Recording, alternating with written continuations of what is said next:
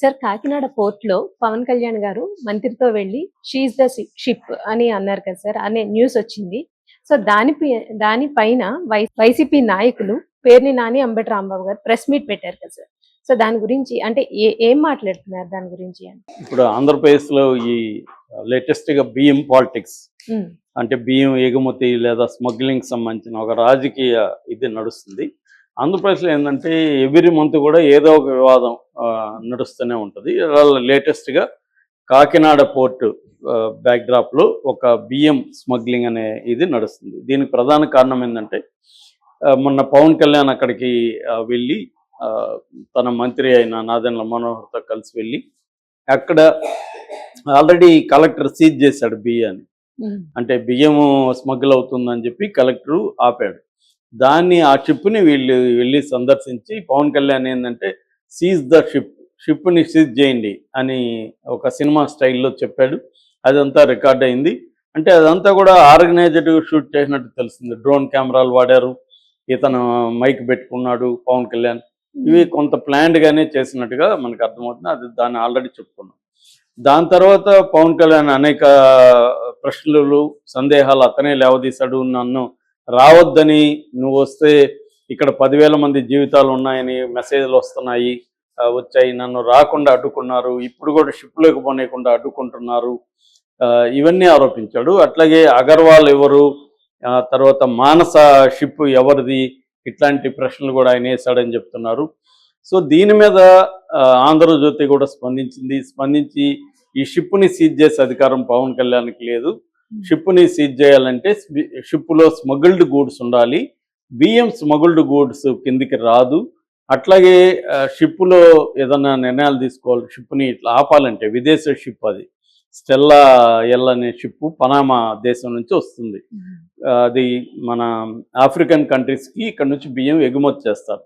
ఇందులో దాదాపు 30,000 టన్నులకు పైన బియ్యం ఉంది. అందులో 640 టన్నులు పీడిఎఫ్ బియ్యం, అంటే పబ్లిక్ డిస్ట్రిబ్యూషన్ సిస్టమ్, రేషన్ బియ్యం అనుకోండి. రేషన్ బియ్యం 640 టన్నులు ఉంది.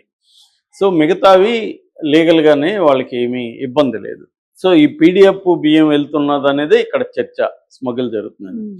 సో దాని తర్వాత రకరకాల పవన్ కళ్యాణ్ డిప్యూటీ సీఎంని అలో చేయకపోతే ఎలాగా అనేది అందరూ అనుకున్నారు. ఆయన అలో చేయలేదంటే ఎందుకు చేయరు, కలెక్టర్ని చేశారు కదా, ఈయన ఎందుకు చేయరు అనుకున్నారు.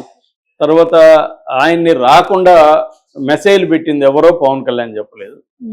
అంటే ఈయనకంటే ఇప్పుడు నేను ఒక ఎస్ఐ అంటే ఎస్ఐని అడ్డుకోనేది సిఏ స్థాయిలో వాళ్ళే ఎస్ఐని అడ్డుకోగలరు, కానిస్టేబుల్ అడ్డుకోలేరు కదా. మరి ఈయనే డిప్యూటీ సీఎం అంటే ఈయన అడ్డుకోవాలంటే ఎవరు అడ్డుకోవాలి? చంద్రబాబు అడ్డుకోవాలి. కింద వాళ్ళు అడ్డుకోలేరు కదా, అధికారులు ఎలా అడ్డుకుంటారు? పైగా అధికారులు వాళ్ళతోనే ఉన్నారు కదా ఆ రోజు. ఇలాంటి డౌట్లు అందుకు వచ్చాయి. దీన్ని ఇప్పుడు ఇటు వైసీపీ రంగంలోకి దిగింది. ఎందుకు రంగంలోకి దిగిందంటే దీని తర్వాత రోజు నాదెండ్ల మనోహర్ ప్రెస్ మీట్ పెట్టి దీని వెనక వైసీపీ వాళ్ళే ఉన్నారు, స్మగ్లింగ్ చేస్తుండేది ద్వారంపూడి చంద్రశేఖర్ రెడ్డి గత ఎమ్మెల్యే, వాళ్ళ తమ్ముడు వీరభద్రారెడ్డి, వీళ్ళే స్మగ్లింగ్ ఇప్పటికీ చేస్తున్నారు అనే వాదనలు వీళ్ళు తీసుకొచ్చారు. అంటే వైసీపీ వాళ్ళు ఎప్పటి నుంచో గత 5 ఏళ్లలో చేశారు, ఇప్పుడు కూడా వాళ్ళే చేస్తున్నారని తీసుకొచ్చారు. దీనికి సమాధానంగా పేర్ని నాని, అంబటి రాంబాబు ప్రెస్ మీట్లు పెట్టి మాట్లాడారు. పేర్ని నాని వీళ్ళిద్దరూ పెద్దగా తేడా లేదు, ఇద్దరు ఒక అభిప్రాయం చెప్పారు.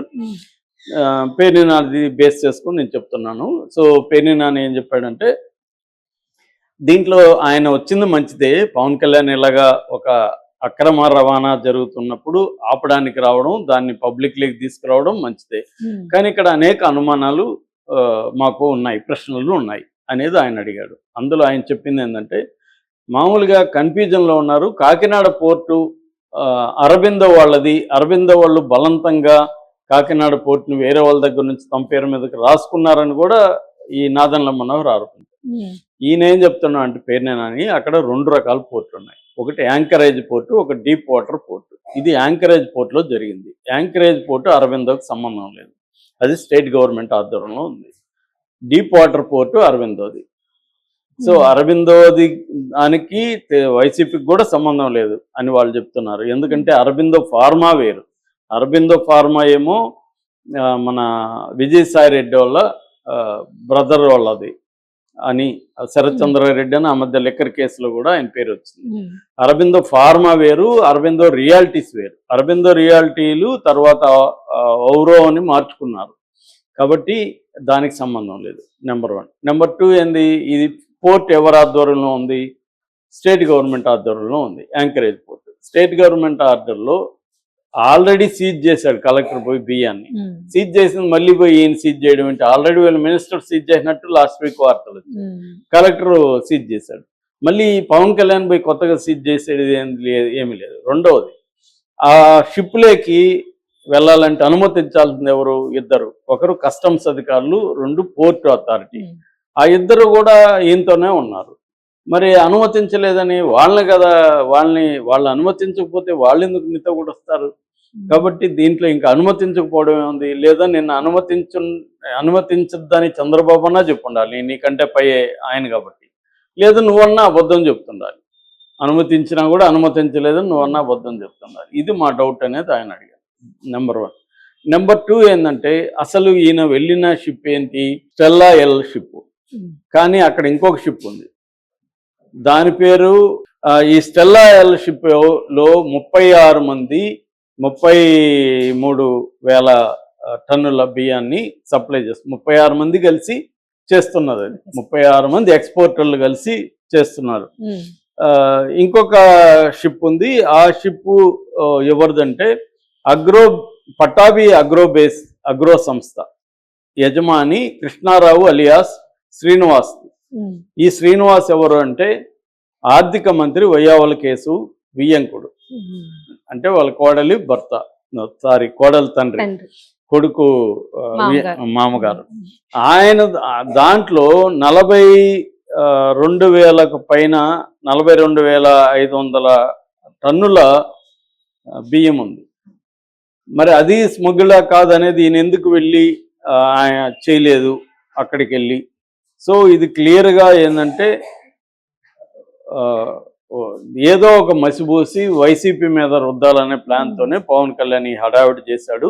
నిజానికి ఇప్పుడు 6 నెలలుగా వాళ్ళ ప్రభుత్వమే ఉంది. బియ్యం అక్రమంగా చేస్తే చర్య తీసుకోవాల్సింది వీళ్ళే. ఇప్పుడు కూడా మేము డిమాండ్ చేస్తున్నాం, దీని మీద నిజంగా మీకు చిత్తశుద్ధి ఉంటే చర్య తీసుకోండి, మా వాళ్ళు ఉంటే కూడా మా వాళ్ళ మీద చర్య తీసుకోండి. కానీ మీరు అది చేయకుండా దీన్ని డైవర్ట్ చేసి దీన్ని ఏదో రాజకీయాలకు వాడుకుంటున్నారు తప్ప మీరు అసలు షిప్ దానికి మాత్రం పట్టించుకోలేదు, మీరు ఆ షిప్కి పట్టించుకోలేదు. ఓన్లీ దీని మీద మాత్రమే చేస్తున్నారు, స్టెల్లా మీద మాత్రమే. కాబట్టి ఇక్కడ పవన్ కళ్యాణ్ చేయడంలో డౌట్ ఉందనేది ఎక్స్ప్రెస్ చేస్తారు. మొన్నటి వరకు ఏంటంటే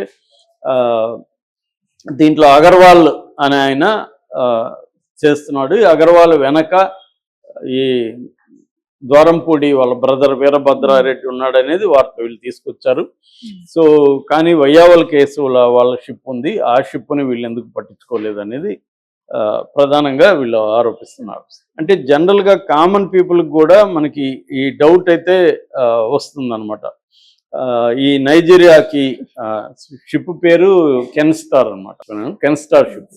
సో ఈ కెన్స్టార్ షిప్లో 42,500 స్మగుల్డ్ బియ్యం ఉంది. ఆ బియ్యం ఎందుకు ఆ షిప్ దగ్గరికి ఎందుకు పవన్ కళ్యాణ్ వెళ్ళలేదు? తర్వాత దీంట్లో ఆయన్ని ఎవరు బెదిరించారు? డిప్యూటీ సీఎం అని బెదిరిస్తే వాళ్ళు ఇది ఉంటారా అనేది ప్రశ్నలు. అయితే నిన్న ఇంకొక వార్త వచ్చింది, అదేంటంటే చంద్రబాబుతో పవన్ కళ్యాణ్ మీట్ అయ్యారు. దాని తర్వాత కేబినెట్ మీటింగ్ జరిగింది. కేబినెట్ మీటింగ్లో ఒక నిర్ణయం తీసుకున్నారు. అదేంటంటే దీనికి ఎస్పీ ర్యాంక్ అధికారిని పోర్ట్ అథారిటీలో నియమిస్తున్నారు చంద్రబాబు అని అంటున్నారు. ఏదేమైనా ఈ పీడిఎస్ బియ్యం ఏదైతే ఉందో పబ్లిక్ డిస్ట్రిబ్యూషన్ సిస్టంలో ఈ పీడిఎస్ బియ్యాన్ని ఆపడం అనేది అయితే అవసరం అనేది ఒక అభిప్రాయం. అయితే పీడిఎస్ బియ్యం ఎలాగ స్మగ్గుల్డ్ అవుతున్న దానికి సంబంధించి కూడా భిన్నాభిప్రాయాలు ఉన్నాయి. ఎందుకంటే పీడిఎస్ బియ్యాన్ని సప్లై చేసే రేషన్ షాపు ఓనరు వాళ్ళే అమ్మేసుకుంటేమో అది నేరం అవుతుంది, కానీ లబ్ధిదారులు అమ్ముకుంటే అది నేరమా కాదనేది ఎలా డిసైడ్ చేస్తారు? ఎందుకంటే నేను చిన్నప్పటి నుంచి చూస్తున్నా, ఈ రేషన్ బియ్యం చాలా మంది తినరు. వాళ్ళకి రాగి ముద్దు తినేవాళ్ళు ఉంటారు, లేదా మంచి రైస్ తినేవాళ్ళు ఉంటారు. ఇది మొతగ్గా ఉంటుందని అమ్మేసుకుంటారు. బహిరంగ మార్కెట్లో 8 నుంచి 12 రూపాయల వరకు వెళ్తుంది. దాన్ని ఫైనల్గా అది లోకల్గా కలెక్ట్ చేసి ఫైనల్గా ఒక పెద్ద హెడ్ దగ్గరికి వెళ్తుంది. వాళ్ళు దాన్ని ఆఫ్రికాలో 70 రూపాయలకి అమ్ముతారు. సో ఇది దీంట్లో తప్పేముంది, వాళ్ళే అమ్ముతున్నారు కదా అనేది వీళ్ళు మాట్లాడతారు. కాబట్టి ఇప్పుడు ఆ బియ్యం స్మగుల్డ్ బియ్యం అని ఎలా చెప్తావు అనేది ఒక ప్రశ్న. ఇదంతా కోర్టులో తేలాల్సి ఉంటుంది. ఫైనల్గా కోర్టులో తేలాలంటే కోర్టులో తేలడానికి ఎవరు పూనుకోవాలి? స్టేట్ గవర్నమెంటే పూనుకోవాలి. మరి ఆ వైపుగా నిజంగా వెళ్తారా? అనేక వివాదాలు గతంలో వచ్చి అవి అలాగే అణిగిపోయినట్టుగా దీన్ని కూడా పక్కదారి పట్టిస్తారా? నిజంగానే ఏం జరుగుతుంది అనేది చూడాలి. ఒకటేంటంటే ఈ గత వైసీపీ ప్రభుత్వంలో పెద్ద ఎత్తున ఇక్కడ నుంచి స్మగుల్ జరిగింది అనేది వాస్తవము. మరి దాని మీద తెలుగుదేశం ప్రభుత్వం, కూటమి ప్రభుత్వం ఎంక్వైరీ చేసి